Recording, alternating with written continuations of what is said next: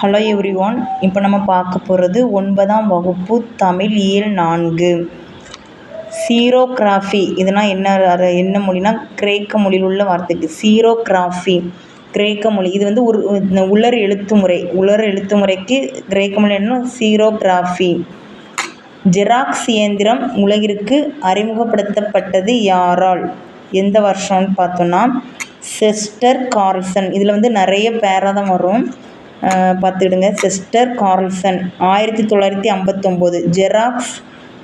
Xerox இயந்திரம் உலகிற்கு அறிமுகப்படுத்தப்பட்டது யாரால்னா செஸ்டர் கார்ல்சன். எந்த ஆண்டுன்னா 1959ஆம் ஆண்டு. இவர் செஸ்டர் கார்ல்சன் வந்து புகைப்பட மின்னணுக்கு வந்து எதை தான் பயன்படுத்தினார்னா சமையலறையை தான் பயன்படுத்துகிறாரு. அதில் வந்து எதை வச்சு பண்ணுறாருன்னா உலகின் முதல் ஒளிப்படி கொண்டு வந்தாருன்னா கந்தகம் தடவிய துத்தநாக தட்டை கொண்டு அதில் என்ன தடவி கந்தகம் தடவிய துத்தநாக தட்டை கொண்டு உலகின் முதல் ஒளிப்படியை எடுத்தார். எந்த வருஷம்? 1938. ஒளிப்படி இயந்திரம், அது ஜெராக்ஸ் இயந்திரம்னா அதுக்கு வந்து ஒளிப்படி இயந்திரம். தமிழ் ஜெராக்ஸ் இயந்திரம் ஒளிப்படி இயந்திரம். நெக்ஸ்ட்டு பாண்டெலிகிராஃப். ஃபஸ்ட் வந்து சீரோகிராஃபின்னு என்ன பார்த்தோம், கிரேக்க மொழி உலர் எழுத்துமுறை. பாண்டெலிகிராஃப் என்ற தொலைநகல் கருவியை உருவாக்கியவர் யாருன்னா ஜியோவான்னி காசிலி. இவர் எந்த நாட்டு இயற்பியல் அறிஞர்னா இத்தாலி நாட்டு இயற்பியல் அறிஞர். தொலைநகல் கருவியை கண்டுபிடித்தவர் யாருன்னா ஜியோவான்னி காசிலி. ஜெராக்ஸ் இயந்திரத்தை கண்டுபிடித்தவர் யாருன்னா செஸ்டர் கார்ல்சன். இவர் எந்த நாட்டை சேர்ந்தவர்னா இத்தாலி நாட்டு இயற்பியல் அறிஞர் யாருன்னா ஜியோவான்னி காசிலி. பாண்டெலிகிராஃப் தொலைநகல் கருவிக்கு இன்னொரு பாண்டெலிகிராஃப். உலர் எழுத்துமுறைக்கு சீரோகிராஃபி. நெக்ஸ்ட்டு குறியீடுகளை மின்னாற்றல் உதவியுடன் அச்சிடுவதில் வெற்றி கண்டு காப்புரிமை பெற்றவர் யாருன்னா அலெக்சாண்டர் பெயின். குறியீடுகளை வந்து மின்னாற்றல் உதவியுடன் அச்சிடுவதில் வெற்றி கண்டு காப்புரிமை பெற்றவர் யாருன்னா அலெக்சாண்டர் பெயின். எந்த வருஷம்னா 1846. அவர் எந்த நாட்டு கண்டுபிடிப்பாளர்னா ஸ்காட்லாந்து. யாருன்னா அலெக்சாண்டர் பெயின். குறியீடுகளை மின்னாற்றல் உதவியுடன் அச்சிடுவதில் வெற்றி கண்டு காப்புரிமை பெற்றவர் அலெக்சாண்டர் பெயின். நெக்ஸ்ட்டு கணினி மூலம் தொலைநகல் எடுக்கும் தொழில் நுட்பத்தை கண்டுபிடித்தவர். ஏற்கனவே நம்ம பாண்டெலிகிராஃப் என்ற தொலைநகல் கருவி கண்டுபிடித்த ஜியோவான்னி காசிலி பார்த்தோம். இது வந்து கணினி மூலம் தொலைநகல் எடுக்கும் தொழில் நுட்பத்தை கண்டுபிடித்தவர் யாருன்னா காங் மாக்னஸ்கி. வருஷம் 1985. இவர் வந்து அமெரிக்கா. இந்த கணினி தொழில்நுட்பங்களுக்கு பேர் வந்து காமாபேக்ஸ். நல்லா கவனிச்சுட்டு உலர் எழுத்துமுறைக்கு வந்து சீரோகிராஃபி. அது சீரோகிராஃபினா கிரேக்க மொழி. பாண்டாலிகிராஃப்னா தொலைநகல் கருவி, அது பார்த்தோம். இது வந்து கணினி மூலம் தொலைநகல் எடுக்கும் தொழில்நுட்பத்தை கண்டுபிடித்தவர் யாருன்னா அது பேர் வந்து காமாபேக்ஸ். நான் இப்போ நல்லா பார்த்துருக்கேன் காமாபேக்ஸ். தானியங்கி பண இயந்திரம் எந்த குழு நிறுவியது? தானியங்கி பண இயந்திரம் வந்து எந்த குழு நிறுவியதுன்னா ஜான் ஷெப்பர்ட் பாரான் குழு. தானியங்கி பண இயந்திரம் எந்த குழு நிறுவியதுன்னா ஜான் ஷெப்பர்ட் பாரான் குழு. பார்க்லேஸ் வங்கியில் தான். இவர் எந்த நாட்டை சேர்ந்தவர்னா இங்கிலாந்து. ஜான் ஷெப்பர்ட் பாரான் வந்து எந்த நாட்டை சேர்ந்தவர்னா இங்கிலாந்து பொறியியலாளர். இவர் வந்து பொறியியலாளர். லண்டனில் 1967 ஜூன் 27. லண்டனில் 1967 ஜூன் 27 கண்டுபிடிச்சதவர். நெக்ஸ்ட்டு கடவு சொல்லுடன் கூடிய அட்டைக்கு இங்கிலாந்தில் காப்புரிமை பெற்றவர். கடவு சொல்லுடன் கூடிய அட்டைக்கு இங்கிலாந்தில் காப்புரிமை பெற்றிருந்தவர் யாருன்னா ஆட்ரியன் ஆஷ்ஃபீல்டு. இந்த பாடம் ஃபுல்லாக அந்த பேர் தான் வரும். இப்போ நல்லா பார்த்துடுங்க. Adrian Ashfield. கடவுச் சொல்லுடன் கூடிய அட்டைக்கு இங்கிலாந்தில் காப்புரிமை பெற்ற ஆட்ரியன் ஆஷ்ஃபீல்டு. அரசு தனியார் நிறுவனங்களில் வருகை பதிவும் வெளியேறுப்பதிவு. அரசு தனியார் நிறுவனங்களில் வருகை பதிவு வெளியேறுப்பது இப்போ கொண்டு வந்திருக்காங்களா அதனுடைய கருவியை எங்கே பயன்படுதுன்னா அது எதற்கு பயன்படுதுன்னா ஆளறி சோதனை கருவி. அரசு தனியார் நிறுவனங்களில் வருகை பதிவு வெளியேறி பதிவு என்ற கருவி இப்போ புதுசாக வந்திருக்குல்ல, ஆளறி சோதனை கருவி, அதுக்கு பயன்படுது அந்த கருவி. இணைய வணிகத்தை கண்டுபிடித்தவர் யாருன்னா மைக்கேல் ஆல்ட்ரிச். எப்போனா 1979. மைக்கேல் ஆல்ட்ரிச் இவர் எந்த நாட்டை சேர்ந்தவர்? இங்கிலாந்து நாட்டை சேர்ந்தவர். அப்போ நம்ம இங்கிலாந்து நாட்டை சேர்ந்தவர் 2 பேர் பார்த்துருக்கோம். யாருன்னா தானியங்கி பனை இயந்திரத்தை கண்டுபிடிச்சவர் யாருன்னா ஜான் ஷெப்பர்ட் பாரன்குல். அவர் என்னது இங்கிலாந்து பொறியாளர். இணைய வணிகத்தை கண்டுபிடித்தவர் யார்? Michael Aldrich. அவர் பேர் அவரும் இங்கிலாந்தை சேர்ந்தவர். நெக்ஸ்ட்டு இணைய வணிக மளிகை கடை தொடங்கிய ஆண்டு.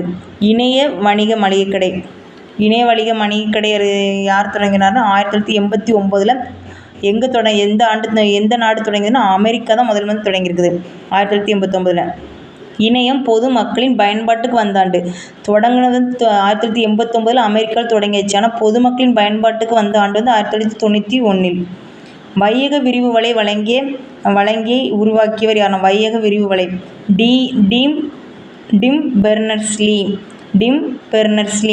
எந்த ஆண்டுனா 1990. வையக விரிவு வலை வழங்கி உருவாக்கியவர் யாருன்னா டிம் பெர்னர்ஸ்லி 1990. 2002ஆம் ஆண்டு வந்து 29 பயணச்சீட்டுகள் அதுலேருந்து இது பண்ணியிருக்காங்க. 2015 ஏப்ரல் 1 13 லட்சம் பயணச்சீட்டுகள். தற்போது ஒரு நிமிடத்துக்கு எத்தனை பயணச்சீட்டுகள்? 1500 பயணச்சீட்டுகள். இப்போ வந்து 3 லட்சங்கள் அந்த 3 லட்சம் பயனர்கள். அது நெக்ஸ்ட்டு கிராமப்புற மாணவர்களுக்கு வந்து 10ஆம் வகுப்பு மாணவர்களுக்கு எந்த தேர்வு நடத்துகிறாங்கன்னா தேசிய திறனாய்வு. இப்போ கிராமப்புற மாணவர்களுக்கு வந்து 10ஆம் வகுப்பு படிக்கிறவங்களுக்கு தேசிய திறனாய்வு தேர்வு நடக்குது. 9ஆம் வகுப்பு படிக்கிற பிள்ளைகளுக்கு தேசிய திறனாய்வு தேர்வும் ப்ளஸ் கல்வி உதவித்தொகை தேர்வும் நடைமுறை வந்திருக்குது. நெக்ஸ்ட்டு 8ஆம் வகுப்பு பிள்ளைகளுக்கு தான் தேசிய திறனாய்வு தேர்வும் கல்வி உதவித்தொகை தேர்வும். 9ஆம் வகுப்பு பிள்ளைங்களுக்கு வந்து ஊரக திறனறிவு தேர்வு. 10ஆம் வகுப்பு படிக்கிற பிள்ளைகளுக்கு கிராமப்புற மாணவர்களுக்கு அரசு கொண்டது தேசிய திறனறிவு தேர்வு. 8ஆம் வகுப்புக்கு தேசிய திறனறிவு தேர்வும் ப்ளஸ் கல்வி உதவி தொகை தேர்வு. 9ஆம் வகுப்புக்கு ஊரக திறனறி தேர்வு. இப்போ நம்ம வந்து எந்த பாடத்தில் 9ஆம் வகுப்பு தமிழ் இயல் 4 பார்த்துட்டு வரோம். இது கொஞ்சம் பெரிய பாடம் தான், பார்த்துடுங்க. இதை பார்த்தாலே உங்களுக்கு கண்டிப்பாக படிச்சுக்கலாம். நீங்கள் கவிஞர் வைரமுத்துவங்களை பற்றி பார்க்க போகிறோம். தேனி மாவட்டத்தில் உள்ள மெட்டூர் என்னும் ஊரில் பிறந்தார். யாருன்னா வைரமுத்துவங்க. பத்மபூஷன் விருதினை பெற்றார். இந்திய அரசின் உயர்ந்த விருது தான் பத்மபூஷன் விருது. கள்ளிக்காட்டு இதிகாசம் புதினத்துக்காக 2003ஆம் ஆண்டு சாகித்ய அகாதமி விருது பெற்றார். யாருன்னா வைரமுத்துவங்க. கள்ளிக்காட்டு இதிகாசம் என்ற புதினத்துக்காக எந்த வருஷம்னா 2003ஆம் ஆண்டு சாகித்ய அகாதமி விருது பெற்றார். சிறந்த பாடலாசிரியர் விருது யாருக்குன்னா கொடுத்துருக்காங்க. சிறந்த பாடலாசிரியர் விருது எத்தனை முறை வாங்கியிருக்காருன்னா 7 முறை வாங்கியிருக்காரு. 7 முறை தேசிய விருது, 6 முறை மாநில அரசு விருது. 7 முறை தேசிய விருது வாங்கியிருக்கிறாங்க, 6 முறை மாநில அரசு விருது. யாருன்னா கவிஞர் வைரமுத்துவங்க. கவிதை மொழிபெயர்ப்பு அது எந்த மொழியிலலாம் பண்ணியிருக்காங்கன்னா தெலுங்கு, மலையாளம், வங்காளம், ஆங்கிலம். தெலுங்கு, மலையாளம், வங்காளம், ஆங்கிலம். நெக்ஸ்ட்டு இந்திய விண்வெளி ஆராய்ச்சி நிறுவனத்தின் ISRO தலைவராக பொறுப்பேற்றவர் யாருன்னா நம்ம முதல் தமிழர் யாருன்னா சிவன். இஸ்ரோவின் 9வது தலைவர் யாருன்னா சிவன் அவங்க. இந்திய விண்வெளி ஆராய்ச்சி நிறுவனத்தின் ISRO தலைவராக பொறுப்பேற்றவர் யாருன்னா சிவன் அவங்க. இவர் வந்து முதல் தமிழர். இவர் வந்து இஸ்ரோவின் 9வது தலைவர். இது வந்து கொஞ்சம் பெரிய பாடம் தான், பார்த்துடுங்க. ஃபாஸ்ட்டாக சொல்கிறேன். சிவனை பற்றி அவங்கள பார்க்க போகிறோம். நாகர்கோவில் பக்கம் சரக்கல் விலை என்ற கிராமத்தில் பிறந்தவங்க. அவர் படித்த பள்ளி வந்து வல்லங்குமாரவிளை அரசு பள்ளியில் பயின்றவர் யாருன்னா சிவன் அவங்க. அப்பா பேர் வந்து கைலாச வடிவு. அவங்க அப்பா வந்து என்ன வியாபாரம் செய்தாங்கன்னா மாங்காய் வியாபாரம்.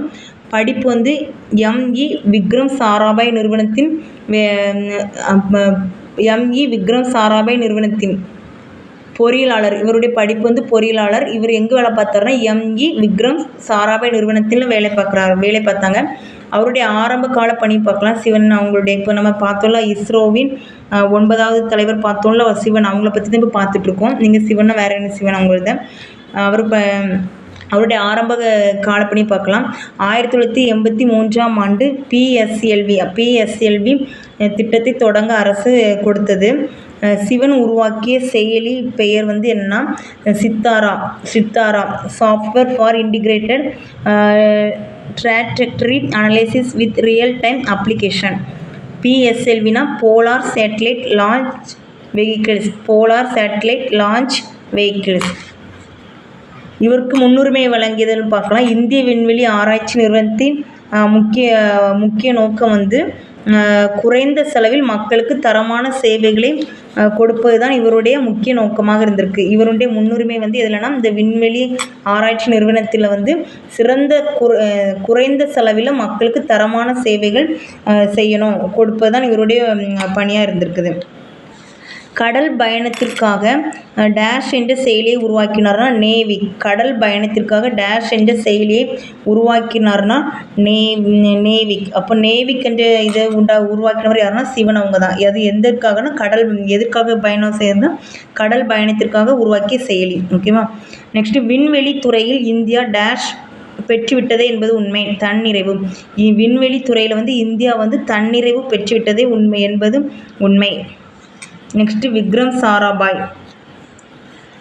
இந்திய விண்வெளி திட்டத்தின் தந்தை யாருன்னா விக்ரம் சாராபாய் அவங்க தான். ஆரியப்பட்டா என்று முதல் செயற்கைக்கோள் ஏவுதலுக்கு காரணமானவர் யாருன்னா விக்ரம் சாராபாய் அவங்க தான். 24,000 இந்திய கிராமங்களில் 50 லட்சம் மக்களுக்கு கல்வியை எடுத்து சென்றார். யாருன்னா விக்ரம் சாராபாய் அவங்க. 24,000 இந்திய கிராமங்களில் 50 லட்சம் மக்களுக்கு கல்வி எடுத்து சென்றார். இவரின் பெயரால் விக்ரம் சாராபாய் விண்வெளி மையம் திருவனந்தபுரத்தில் செயல்பட்டு வருகிறது. விக்ரம் சாராபாய் விண்வெளி மையம் எங்கே இருக்குன்னா திருவனந்தபுரத்தில்.